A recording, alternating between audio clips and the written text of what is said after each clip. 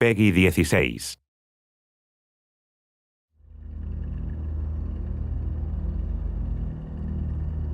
The first Sniper Elite was obviously one of the very first sniping games ever. It took off massively in popularity. It really focuses on the strategy of sniping, the mood, the slow pace of sniping. It's a game that we've been very keen to follow up on for a number of years, and it's great to finally have the opportunity to do so now. The game deserved a sequel. It's just very exciting to bring it back.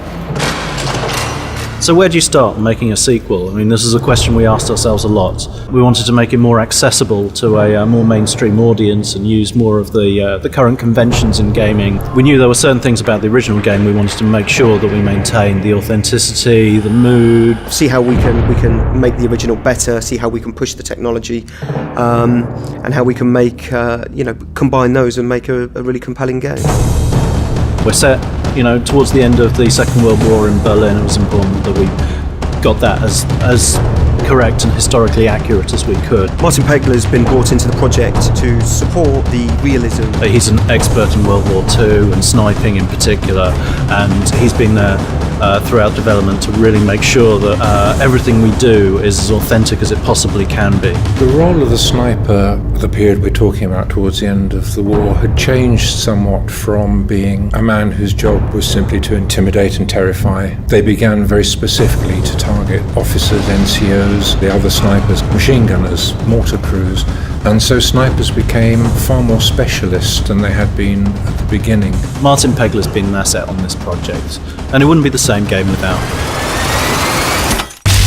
There were a number of design challenges we had to overcome in developing Sniper Elite V2, how to get the right balance of dealing with troops up close and the long-range shots, which are essentially what the core of the game is about. It's a sniping game, it's about long-range shooting. We work with a team of concept artists to make sure we're designing and working up the aesthetic of the areas we want. We need to work with our design team to make sure that there are long shots in there, that there are areas where you can be stealthy. Really, just a variety of scenarios where the player can exploit the gameplay to its best and get the most satisfaction from the game. One of the main challenges we faced when making this game was retaining and maximising that sense of freedom for players. We had to ensure that all our level designs and all our mechanics kind of really fed into this sense of freedom to make sure that the players have a choice with every encounter at every level. This sense of freedom really feeds into one of the main goals of the project, which was realism.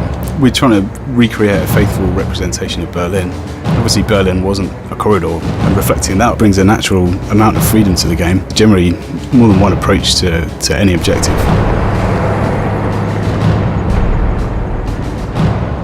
Recreating Berlin is a real challenge. There's a lot of diversity there, which is really exciting for us as an art team. So one of the most exciting things about Berlin is that it's destroyed, and I think anyone being confronted with a destroyed building or patch of destroyed buildings wants to explore it. And that's exactly what we allow in the environment, to find the best sniping possibilities, areas to be stealthy, and really make the environment work with the game's design. It took very experienced troops with a lot of discipline to be able to fight efficiently through those streets.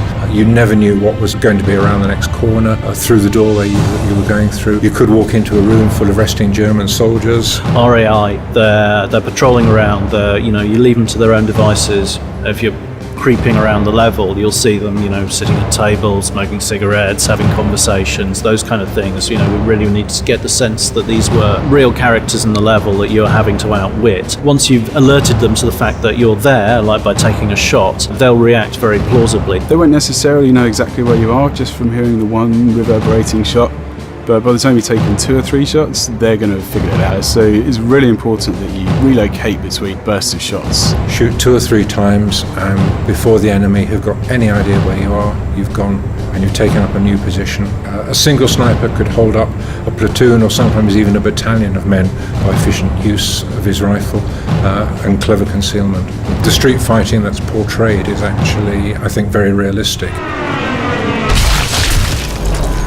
A really unique part of our game is the kill cam. So we have to make sure that whilst the character art is strong, we're even underneath that animating a series of real bones and making sure that they're fitting together correctly, they're moving correctly. We've got tissue, sinew, there are organs in there, the lung is there, the heart is beating. So for us, the Cool Cam was the main moment at which the game leaves this ultra realism and a lot of fun for us to play around with. We really wanted to capture that idea of riding on the bullet at that speed that it's going. So we went and captured lots of fast vehicles, some planes, some cars.